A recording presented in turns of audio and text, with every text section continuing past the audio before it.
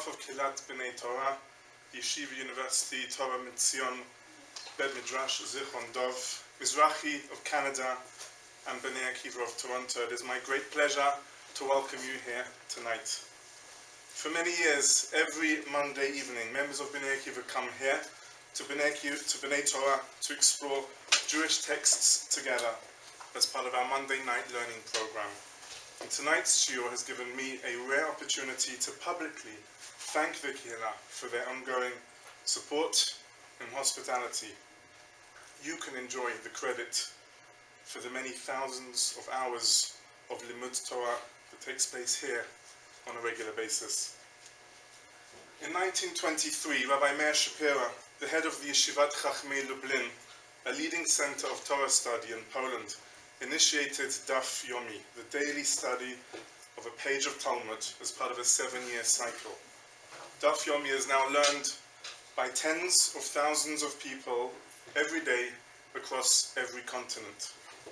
One of them is our guest speaker tonight, Rabbi Shmuel Herschler. He teaches Daf Yomi every day at the Yeshurun Central Synagogue and the Jerusalem Great Synagogue in English and Hebrew. I had the honor of hearing him complete the cycle the third time he had done so at the Siyum Hashas in Jerusalem last year. Rabbi Herschler, an expert in halacha, has also spent time as a shaliach in South Africa, where one of his former students has described him as a soldier, a rabbi, a Zionist, and a genius. Today he teaches at various learning institutions in Israel, including the Bnei David Pre-Military Academy in Eli. It is my privilege to welcome Rabbi Shmuel Herschler. Thank you very much. Thanks very much for the kind words of our Bnei Akiva Shaliach. It's a privilege to be with you here. And there's one thing that I didn't mention in the resume, which you can hear perhaps from my voice, that I was born in Chicago. Because anybody who hears a Midwestern accent and keeps it going for over 40 years can hardly make a mistake. I got to tell you something in praise of Toronto. I was a scholar in residence in Manhattan over Shabbos. Toronto made me feel more like Chicago than New York did, that's for sure. There's something in the build-up here which, and ironically, the number of people that I met during the last 2 days, we actually share a mutual feeling as well. Despite that you're physically closer to New York, only an hour and 10 minutes away, there's something spiritually more reminding me of the Chicago Kehillah. And that's only in your favor. This evening I will talk about aspects of ethics in the Jewish military as a whole, more specifically of dilemmas that actually occur in the upbringing and continuation of our state in that direction. I would first of all like to pose an issue which is related to the portion of the week which we read actually 2 days ago, which leads to a question which can be solved in that focus. Avram Avinu, on the one hand, sees that his nephew Lot is a person who's more interested in pasture land and in taking care of the shepherd activity, even of other people's property. And despite the kind nature that Avram Avinu has, supposedly being the epitome of chesed and kindness, he kindly says to Lot, listen, if you choose to go to the left, I will go to the right and vice versa, meaning let's just split from each other in order to avoid a quarrel. There are two people actually amongst our patriarchs, which their supposed epitome is not something so simple. In the end of the book of Micha, one of the smaller 12 prophets, we say, it's quoted also in the Kriya Haftarah of Yom Kippur, Itein emet li Yaakov chesed l'Avraham. Yaakov Avinu is epitomized as the man of truth, and Avram is the man of kindness. I must admit that when you read it for the first time, you don't get such a simple impression. Avram Avinu says goodbye to his nephew, but more specifically, this week's portion that we read this coming Shabbat, he has his older son and he sends him away with bread and a pitcher of water. And it's not as if Avram Avinu was one of the poor people at the time. We read in the portion 2 days ago, V'Avram kaved me'od b'mikneh b'kesef u'v'zahav. It's even in Hebrew slang of today when they talk about somebody who is well-to-do. The Israelis, the youngsters say, who kaved, and implying that financially is in a relatively good position. So Avram Avinu was not particularly poor at the time, and he sends out his son with bread and a pitcher of water. And Rashi points out, correctly so, in chapter 21, in this week's parsha, that Avram Avinu, because of understanding that Ishmael has gone astray, he decided to penalize him and to send him away with minimum food and drink, even though he's going to a desolate area of Beersheba, to the desert, and that what he was offering, hoping that eventually Ishmael will find his way back into Avram's home. And according to the Midrash, it actually did occur at a later stage of Ishmael's life. Be it as it may, that's one act where Avram Avinu didn't easily show his kindness. And later on, everybody knows in relation to Yitzchak that he's about to slaughter him, even though he's not only the beloved son of Avram, he's the beloved son of Sarah as well. And she was waiting for him for at least 25 years. Because, as we read in the beginning of Lech Lecha 2 days ago, Avram left Canaan when he was 75, Sarah 65, and this week we read that Avram had Isaac when he was 100. So they're at least 25 years married, if not more, before Yitzchak was born, and shortly at the end of Parshas Vayera, we already see that Yitzchak is subject to the sacrifice. And Yaakov Avinu, is he the epitome of truth?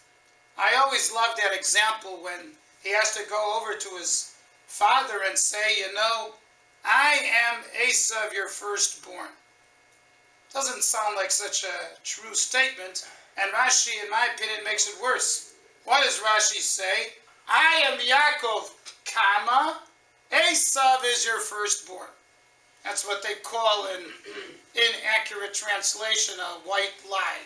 Not saying directly, but implying something very close to that. And also the way Yaakov obtains a salary from his father-in-law Lavan with the sheep, and does a whole practice of how to earn his money, not necessarily the most obvious ethical way of achieving a salary. And Rabbi Dessler indeed indicates that the truth in relation to Jacob and the kindness in relation to Abraham, although was part and parcel of their natural behavior, but because they were so preoccupied in this issue, they had to contend the matter in various cases, which not in an obvious way would follow the rhythm of thought. And here, nevertheless, getting directly to our topic, Avram Avinu says to Lot to split, and then shortly afterwards he overheard from a refugee that his nephew was taken in captivity, and Avram engages in the First World War, which did not actually occur in 1914, as you may have been taught in high school, but rather in chapter 14 of Genesis. That's when the First World War occurred, between 4 kings and 5 kings, and the 4 kings were more successful than the other 5. But there's one nephew of Abraham that's taken as a captive, and Abraham gets involved in a war that already was in the victory of the 4 kings. Isn't that a little bit self-suicidal? Even if you take literally, as the quotation in the Torah says in Genesis 14, that there were 318 people fighting with Abraham. There were thousands with Kedorlaomer and his other fellows, which were far more armed than Avram Avinu's group. And if you take the Midrash, that there weren't even 318, but only 2 people, because Eliezer, the disciple of Abraham, his numerical value is equivalent to Gematria to 318. That means instead of having 319 people, there were only 2 people. And what were the chances that Avram Avinu would be successful in such a way? Although Ben-Gurion himself admitted in the early 50s that the very existence of the state of Israel is based on miracle, and anybody who looks in the story of the Israeli rebirth between April and May 1948, those were the most difficult times during the War of Independence. In Jerusalem, there hardly was any water, and in certain areas the situation deteriorated substantially. Of course, the massacre in Gush Etzion, the last 2 days before the state was born. There were many reasons to assume that the odds were not in our favor, And thank goodness they didn't listen to the American advice, not the Canadian, don't get me wrong, the American advice at the time, who preferred not to build the state of Israel. But nevertheless, with all due respect, Avram Avinu was in a totally different situation. Just in the beginning of the formation of a potential Jewish nation to encounter a war that its chances are so limited. Yet, many years later, in Numbers 21, the end of Parshas Chukas, Moshe Rabbeinu, on the way of the Jews getting into the country, he defeats Sichon, the king of the Amorites, and there's one more war to take care, and that's against Og, the king of Bashan, Syria, almost up to date today. And Moshe Rabbeinu was apprehensive, not because of Obama or because of sanctions. Moshe Rabbeinu was apprehensive whether he should go ahead and deal with Og. On what grounds? Since when is Moshe Rabbeinu lacking faith that he will actually win? And Hashem has to encourage him that Og will have the same fate as the king of the Amorites. So the Medrash tells us because Moshe Rabbeinu was worried that Og has a great credit. Og was the refugee who reported to Abraham about his nephew being in captivity. And Rashi tells us that he had an agenda, that Abraham will be enticed to go to war and will get killed with Og's help. And Og will remarry Sarah instead of Avram. A wonderful, ethical person who wants Avram to get killed in war. Is that a reason for Moshe to be apprehensive that he won't be able to defeat Og? But the Medrash Tehillim in Psalm 139 gives an answer to that question. In Psalm 139, the pasuk quotes, Matzati David Avdi, I have found David my servant. Where did I find him? In Sodom. Where was the Davidian kingdom? Where did it originate from? It originated from the most problematic legal system in world Jewish history. And that was in Sodom. Sanhedrin and Talmud has a whole description about how the legal system, so to speak, operated in Sodom. If you happened to be a guest in Sodom and your legs were too long, so they would chop your legs so that you will fit the size of the bed. And if the bed was much longer than you, they stretched your legs out, that it would fit precisely to the size. A number of other interesting stories that the Talmud elaborates about the so-called legal system there. So Avram Avinu spares his nephew, who becomes the governor of Sodom and becomes the father of Moab, from which King David will eventually come out. And Moab even implies in the word Me'av that his daughter was in relation with her father, not a very ethical behavior in the best of times. So what is Moshe Rabbeinu worried about? A person who originates from such a cruel dynasty. But the point is that for better or worse, Og became the unofficial emissary that led to the Davidian kingdom and consequently to the Jewish redemption in very mysterious ways, where the odds were totally against the formation of the Davidian kingdom. That is all thanks to one individual who decided to report to Avram that his nephew was as a refugee. And despite that a few days earlier, Avram Avinu decided to do away with that nephew and to split from him, he goes into the war, spares him, leads to the rebuilding of Lot, enables him to become governor of Sodom, enables him to be with his daughter, and all this eventually leads to the Davidian kingdom and to the Messiah. That's why Moses is worried. But isn't that indeed are all means in military justifiable? Does Abram actually have the right to endanger his life in such a way?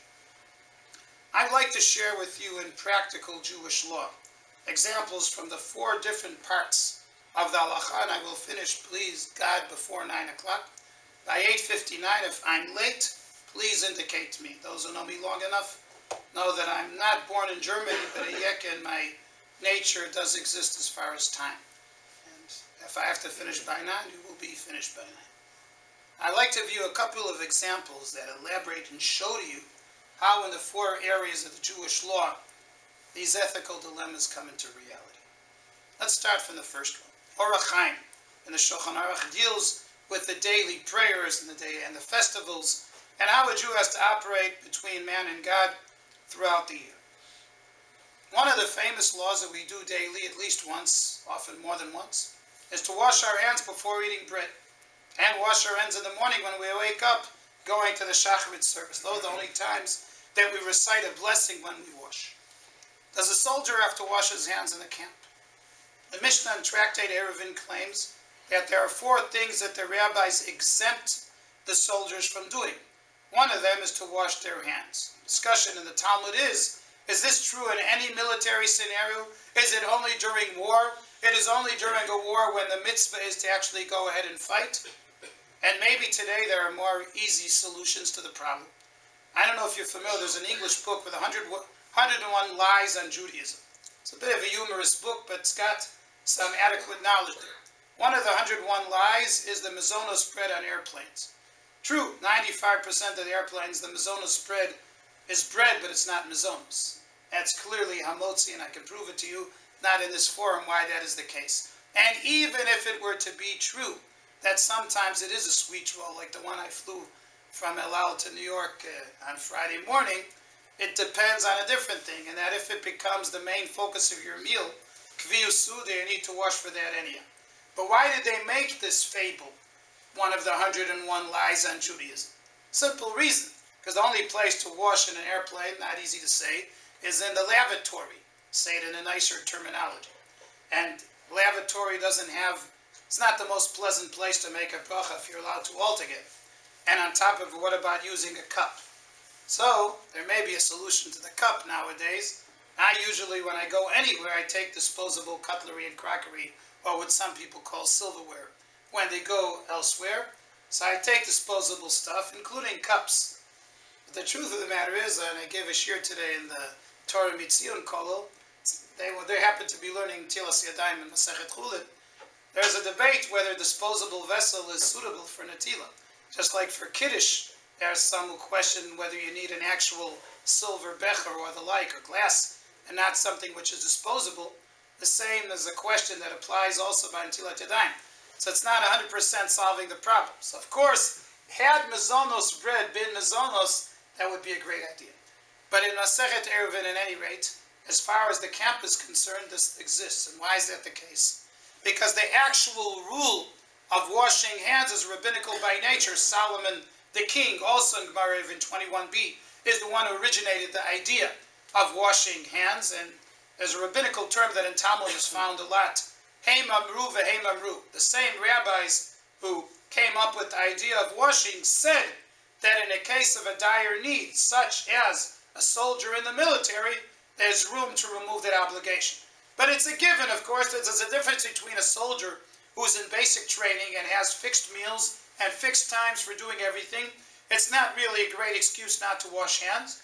But in a person who's involved in the military in a siege or even doing serious guarding duty, and he doesn't have, at that particular moment in time, a cup with him, the situation may be different. And on top of it, even if he has a canteen of water, which today is usually the regularity, how much water of that canteen shall a person spill in favor of Natilas Yadayim when he needs the water for other purposes as well? So that is one dilemma that comes up on a regular basis, which of course is relevant. But another one, which is historically far more important perhaps, is about fighting on Shabbos.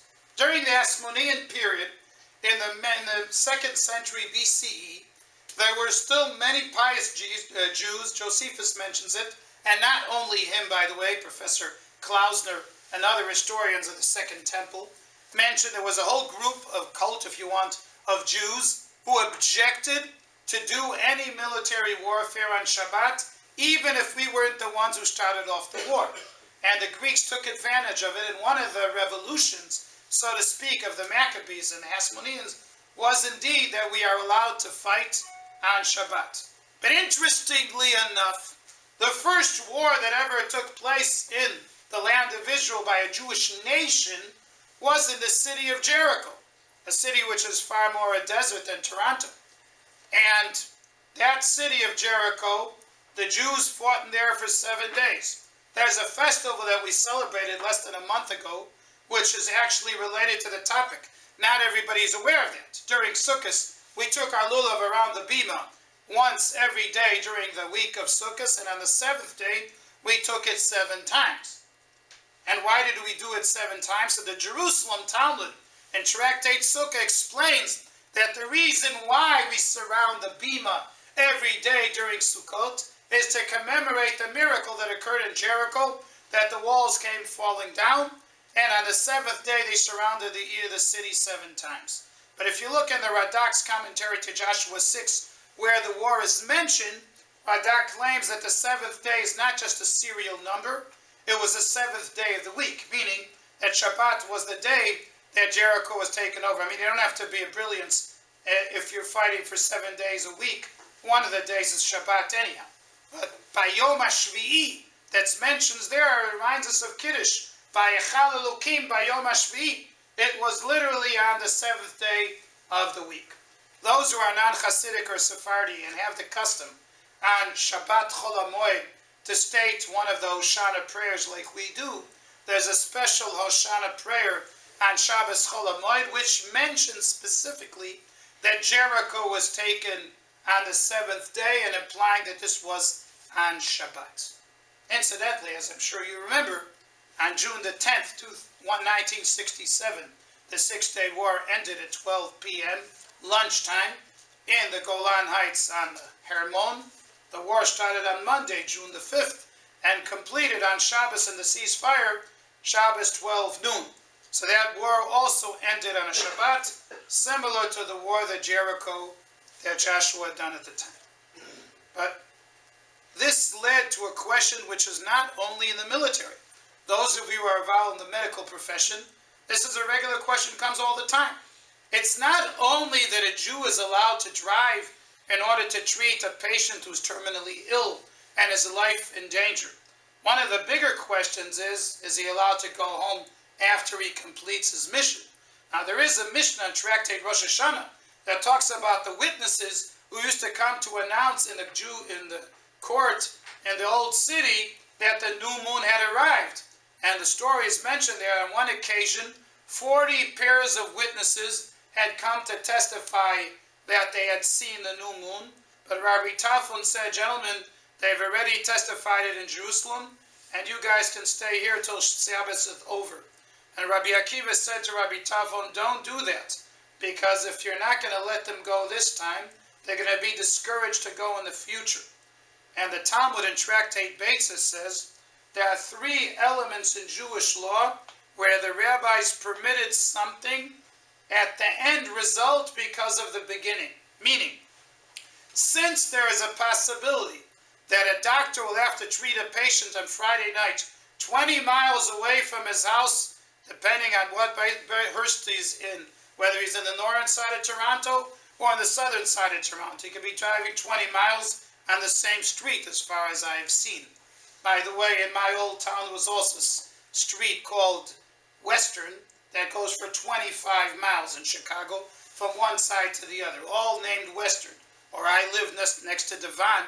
Devon only takes up 15 miles. So, if a person is going to have to go 15 miles away on Shabbat and is going to be stranded there from Friday night till after Shabbos, his wife may be accepting this one Shabbat twice, but for every other Shabbat to do this becomes a major hassle. And this has led to a massive discussion in Jewish law nowadays. What should physicians and others do when they're called on Shabbat, especially in the earlier part of the day, whether they have to remain in the premises throughout the Shabbat in a circumstance of this nature? You wanted to say something? You're welcome. Anybody who wishes to comment or disagree shall feel totally open to do so at any given stage of this lecture. But this question is indeed addressed seriously nowadays. In the second area of the Shulchan Aruch, Yored De'ah, which deals mainly with kashrut and what is permissible and what is forbidden, one of the famous questions already in the Talmud and Tractate Chulin is a person in the army allowed to eat non-kosher food? And don't think this is totally ridiculous. I mean, in the IDF, of course, the food is kosher. and I can testify that it's a very good standard of kashrut, especially in the last 20-some years. This is the case. Not that I'm in the chaplaincy, quite to the contrary. I always stayed as a combat unit, but I'm certainly well aware of what is going on, and usually in reserve duty, although I'm in a combat unit, I've been asked many times to be involved in the religious side as well during the course of my reserve duty. Nevertheless, for example, if you remember the sad story not that long ago in 2002, when they had the terrorist attack at the Park Hotel in Netanya at the Seder, if you remember that one. So just for an anecdote, I was scholar in residence in that Pesach, which I do every year at Pesach time. I was scholar in residence in Nahariya, and there was a fellow from England who was with me at the hotel, and his parents were in a shock because they saw CNN, and they couldn't differentiate between Netanya and Nahariya. Almost spells almost the same, and they were driving the hotel crazy with phone calls during the whole first day Yom Tov. And he asked me what he should do. Now the thing is, of course, not only is it problem the first day, it said in London there's a second day Yom Tov as well. So I asked him, I felt I have a solution. If the rabbis agree with me, but I'll tell you what I told him. I know his parents are not overly observant. I said, is there a time that in your house the answering machine operates and nobody's at home? And he said yes. And is there a loudspeaker to it when it's necessary? He said yes. Okay, you phone London, second day Yom Tov, when you know your parents are not home, leave a clear-cut message on the phone that they will hear it when they get home from your voice. And I think that will do. And it did help. But anyhow, on account of that, the war started the next day. The IDF decided to take over the cities in the West Bank that were involved in the whole issue at the time. So they conquered 6 cities in the West Bank. The food store in the settlement Bet El emptied out the entire store on behalf of the soldiers, and it still was not adequate because nobody was ready for it. Similar to the Yom Kippur War that was taken in surprise, here the campaign and the decision to go in and take over the cities was done overnight during Pesach. There wasn't adequate food available, and there were discussions about whether to offer chametz, if necessary, to the soldiers so they wouldn't starve during the course of the war. Of course, in Yom Kippur, when the war began, some of the soldiers had a dilemma by the time they got back down to the Sinai, whether to break the fast before they actually had got to their unit. So, when a person is in the course of battle, you're allowed to eat non-kosher food when this occurs. There was a discussion in Tractate Chulit in relation to this. But of course, if there is adequate food that is available, we only do that when we don't have an option. And of course, eating chametz or eating on Yom Kippur, which were 2 cases in the military in the last 40 years, are a bigger chiddush to allow than to eat pork bellies. Pork bellies, believe it or not, from a halachic perspective, is less serious than eating chametz and Pesach. Not that I recommend to do it, but the issue does come up. Interestingly enough, in relation to people that are ill, this question also came up, not in the military per se. If you have a person who is sick and is terminally ill, the Tractate Yoma brings that you should prefer to give to the person who is sick something that's less halachically problematic before the more severe. You take the more minimal transgression before you go to the larger one. So, question came up and it's discussed in the Shulchan Aruch. If a person is very sick, what should you prefer? To give him pork bellies or to slaughter an animal and to give him kosher food on Shabbos? Now, don't belittle the question. To shecht an animal on Shabbat is technically a death penalty. A person who would do so deliberately on Sabbath would subject to the death penalty, whereas a person eating pork is only breaking a law with lashes.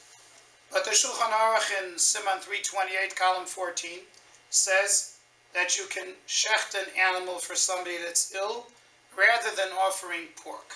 And there's 2 different interpretations why. One reason because he may be disgusted and not eat the pork, remain fasting because he's never eaten such a thing, and this will endanger him even more. A couple of years ago when I was on a plane trip to South Africa, so a fellow sitting next to me was an Indian, and he had a very interesting lunch. He had yellow cheese together with meat for his lunch. And I admit that I went to the toilet for a minute or two to calm my throat down after seeing something that I wasn't particularly used to. But I said to myself later on, for two reasons he didn't transgress the law of Basar B'chalav. Number one, he's not Jewish. Number two, since the meat wasn't kosher, it's not Basar B'chalav. The Mishnah clearly says that the only law forbidding milk and meat is if both components are kosher and you combine them together. Since in this case the meat definitely wasn't kosher, then he wouldn't have transgressed it even if he were a Jew. But I just said to myself later on, why did this actually occur to me? So I reminded myself of that halacha in the Shulchan Aruch, that when you have an ill patient who is offered to eat pork, he should prefer to eat kosher meat if otherwise he'll reject it. There's another consideration found in halacha, which is a very important topic, I won't go into full detail, is when a person is in life danger, there are opinions that say that Shabbos is permitted altogether. Consequently, even if there were an option to get meat that doesn't need to be slaughtered, but let's say would take longer to get, you would still be allowed to slaughter a new animal and to get it all done in order to rush and quickly give the patient to eat. But as you know, Jewish law doesn't only apply to man to God. What about relationships between man to man? The third section of the Shulchan Aruch talks about marital life. And you think the military doesn't deal with that? The first famous case where that came up was with King David, with the story about Bathsheba. Because if David ever dreamed that he would be able to marry Bathsheba, was based on the assumption that Bathsheba's husband was not married to him when David had decided to marry her. I want you to understand, whatever mistake David committed there or not, there's certainly one problem. If she was legally forbidden completely to King David, even after Uriah would die, they would never be allowed to get married. Now don't belittle this, because the son that was born, not immediately, but 2 years later, from Bathsheba through David, was Solomon, who built the Beis HaMikdash, and the divine decided to make it the centricity of the Jewish faith. Would you really believe that God would make the centricity of the Jewish faith in a venue that was created through a cardinal sin committed between David and her? Would it make sense to you that the book of Psalms, that has been the comfort for any ill person or any dangerous situation the Jew has gone through in the last 3,000 years, would we think that that book would be sacred and meaningful if its author was somebody who had committed a sin that a standard Jewish person would not do? It's a little bit hard to conceive that we're talking about a sin on the level of adultery. But be it as it may, Rashi and Tosfot in Ketubot 9b have a whole discussion about conditional divorces that David organized. Now this is not something that ended in the biblical times. In the First World War, there were more agunot than in any other time in Jewish history. Do you know why? More than in World War II. Reason being is because Jews were fighting against each other on both sides of the battlefield. There were 60,000 Jews in the German army in World War I, and almost quadruple that amount in the Russian army. And if you've ever read some of the plays written by East European playwrights and others about Jews killing each other, representing two armies of Gentiles. By the way, I'm not criticizing you, of course, but that's part of the tragedy of the Galut, by definition. A Jew goes ahead and fights on behalf of a non-Jewish country and is willing potentially to kill another Jew representing another non-Jewish country. In World War II, which of course to the Jews caused much more damage, they're incomparable at all. But one thing is true, that in World War II, all the Jews fighting were on the Allies' side and not on the other side in the main. So that's number one. But in number two, in World War I, there were no jet planes yet. The tanks were introduced by the British in 1916 during the course of World War I, but there were no planes at all during World War I. And therefore there were bodies that were scattered all over the world, including Jewish people. That's why there was so many agunot in World War I. So the suggestion was already made then to make conditional divorces, knowing that it was such a tragic battlefield, which effectively meant that if the man would not return after 5 years, that the divorce would take an effect on October 13th, 2013, and from then onwards, or 14th, I think today. Yeah, October 14th.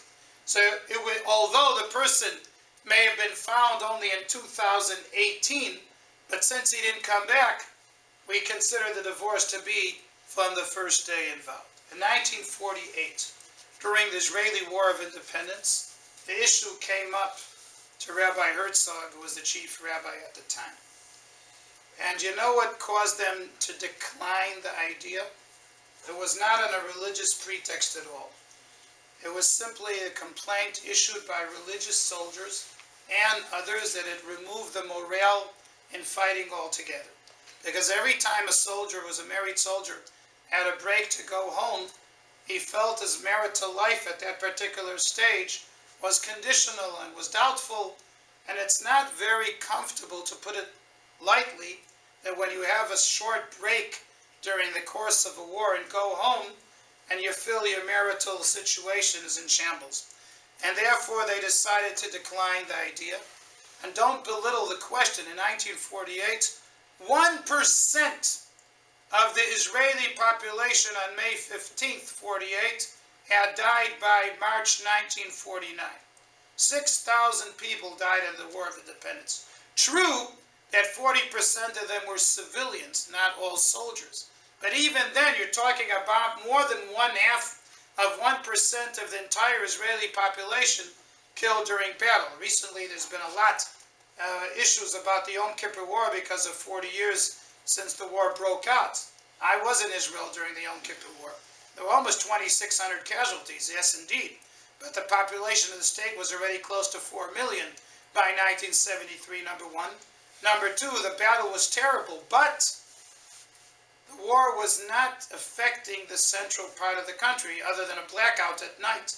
The war was taking place in the Sinai Desert or in the Suez Canal and in the Golan Heights and further on into Syria itself. It's not that the people living in central country felt it on a day-to-day basis, as opposed, for example, to the Six-Day War in Jerusalem, that the war was taking place in front of people's houses during the course of the week. It's a different story altogether. But again, because of the major amount of casualties in the first few days of the Yom Kippur War, again, the issue was addressed whether to go for conditional divorces. As we all remember from last week for Rav Ovadia Yosef's funeral, he was the chief rabbi at the time in 1973, and again, for morale purposes, they decided to rule against it. But interestingly enough, unfortunately, there was another serious dilemma, particularly during the course of the 73 war, and that is also related to morale in the opposite sense. Many Jewish soldiers endangered their life in order to spare Jewish bodies from not having a place of burial. Now, we spoke about Avram Avinu going into almost a suicidal war to spare an immoral nephew. These people were totally moral people, the ones who they were trying to spare bodies, number one. Number two, there was a major concern, which unfortunately is true till this very day, that Israeli soldiers who their body is not spared turn into ransom for terrorism. Look at Ron Arad till this very day, talking about 27 years after this occurred, and he still is part of a ransom deal if they actually have his body. So it's not something to belittle. On the other hand, if you ask me from clear-cut halacha, should a person get killed in order to spare a Jewish body to be buried? It's not an obvious thing at all. Unfortunately, the Holocaust, there's hundreds of thousands of Jews who never were buried. And nobody ever suggested that you should get killed in order to bury someone. But in the case of a Jewish homeland, and that a soldier knows that the state will do everything to spare him, even if, God forbid, he shall lose his life, this is positive morale. If we spoke about negative morale, about writing a conditional divorce, there is a positive morale in sparing his life, or his body even, in any occasion, in any event, that the decency will remain. But there's another area of Jewish law which to me is at least as important, and that's the monetary side. That's the fourth side of the Shulchan Aruch. Herschler, what does monetary law got to do with war? Okay, let me try to give you two examples in the 13 minutes I still have for this session. You see, I know what time it is. There are two issues that can still be addressed within that framework of time. One, are you allowed to confiscate property of individual people for the sake of the military? Till now I spoke about things that I've read and things that I heard through the news. Yom Kippur War already was in Ole. We moved to Israel a month before the war broke out in September 73, so we were there for the whole time, obviously. But here's the story that was with me when I was a soldier myself. In 1983, during the course of the first Lebanese war, we were doing training in the Samaria. And one of the soldiers who was with me in the unit, and is not considered observant, Ben Adam Lamakom, in the full sense of the word, he complained to the commander, who also from a religious perspective was in a similar viewpoint of the soldier himself. Why is it that we are doing training in a private field owned by an Arab villager? And those who know what it is during the early periods of military to complain on this level to a commander takes a bit of guts, can easily be put into jail, etc. Surprisingly, the commander apologized to the soldier and said this was a mistake and we shouldn't have done it, but we had to complete the activity in this particular case. To be honest with you, that was one of the cases which most impressed me about the ethics of my own military. I was proud of both of them that they came up with such an idea. Because indeed, when an enemy is threatening you, there's no reason at all to be concerned about his financial expense while trying to save Jewish life. But when you're dealing with regular training and you're using private property that is cultivated, even by a non-Jew, we should be able to appreciate somebody else's belongings, how much more so in the Jewish sense of the word. And the Talmud addresses it in a fascinating way. There was a king of Israel who, when it came to laws between man and God, was far from perfection. Known as Achav, the king of Israel, in Kings 1:16, the description, his portfolio, his resume, indicated that as far as man to God, he was the most idolater of all the kings that the Samaritan kingdom had brought, and they themselves were quite involved in such activity. Yet, this was only true about his relationship between man and God. In relationship between man and man, the Jerusalem Talmud and Tractate Peah says that in Achav's army there was no Lashon Hara. It's true that in Toronto there was no Lashon Hara at all, and there are such communities, rare in the Jewish world, such as Toronto. But in the time of the Talmud, they described that as being a phenomenon, that there was a military without any Lashon Hara.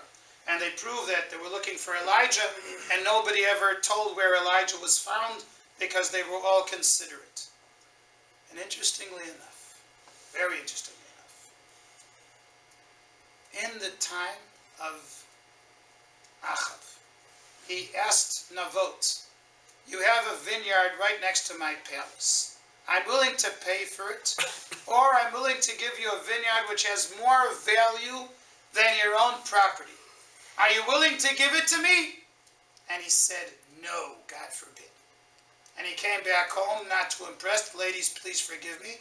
Isabel, the queen, was not impressed with Achav's reaction, and she decided to instigate so-called as if Navot had cursed God, they brought a tribunal, they sentenced him to death, stoned him to death for allegedly cursing God, and then she says to her husband, go ahead and take Naboth's vineyard, he's not living any longer.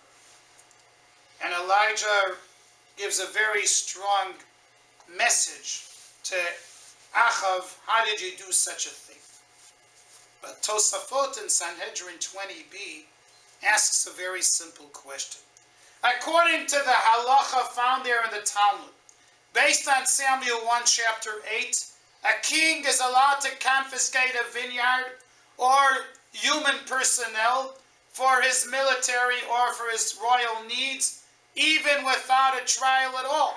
So why did Achav get into such a hassle through Isabel if it was so crucial for him to confiscate this vineyard?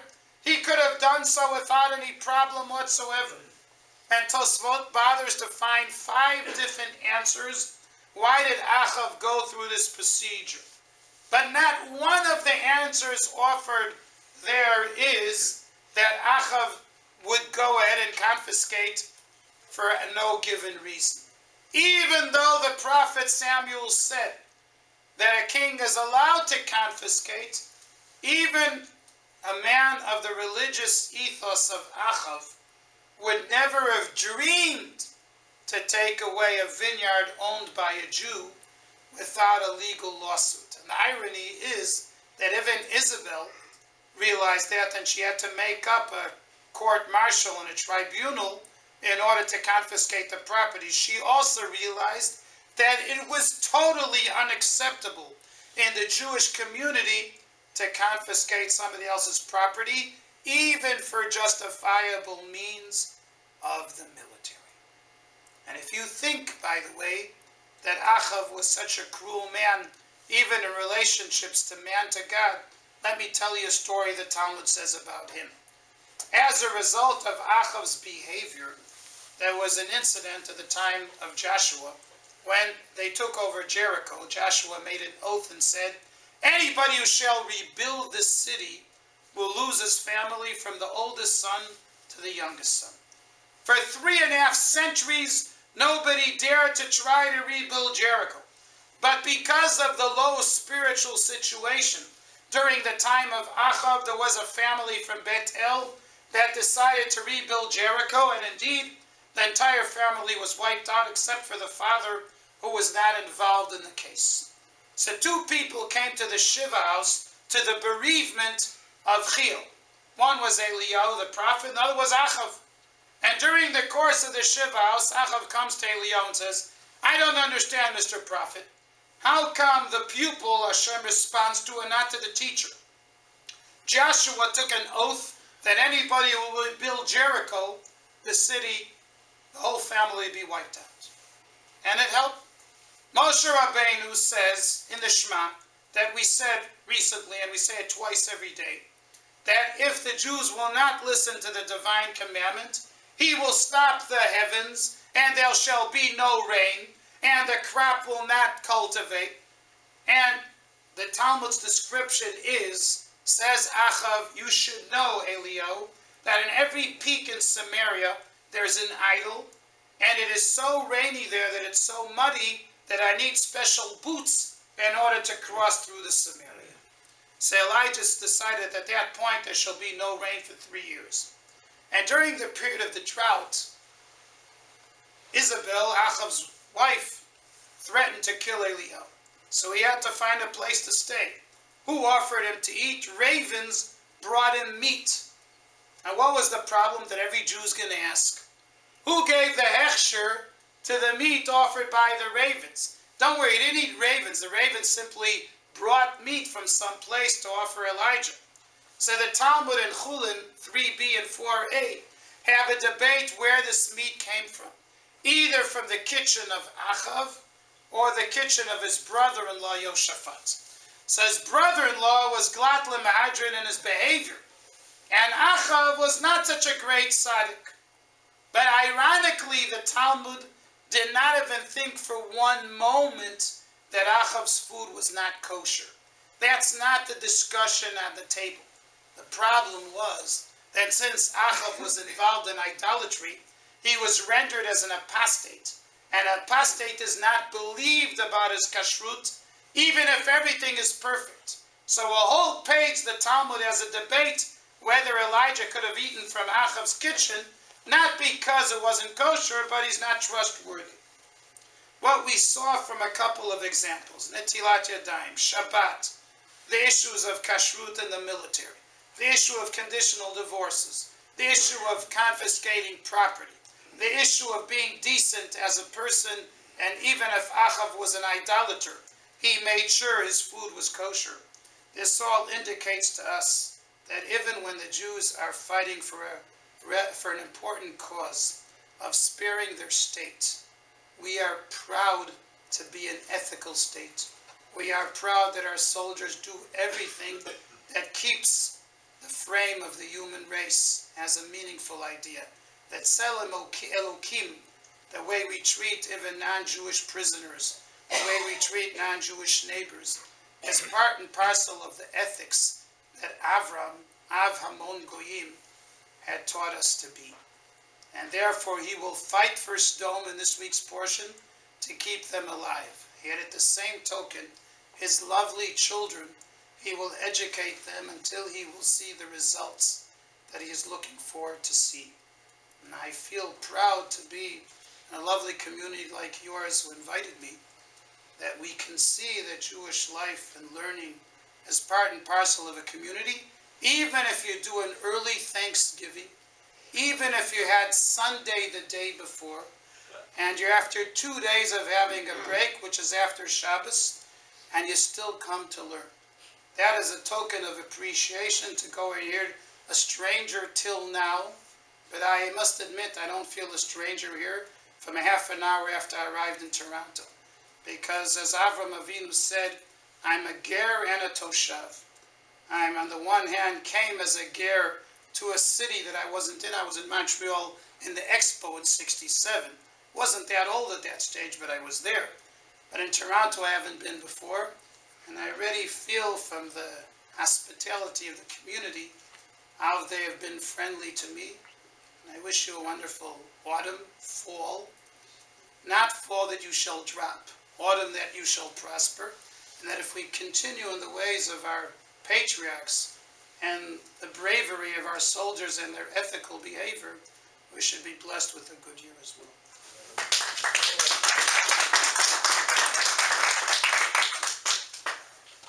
Thank you, Rabbi Herschler. I said earlier that you were described by one of your former students as a Zionist, a rabbi, a soldier, and a genius, and I think we can all appreciate exactly why you deserve that accolade, having heard you now. Thank you so much for being with us tonight, and thank you all for joining us.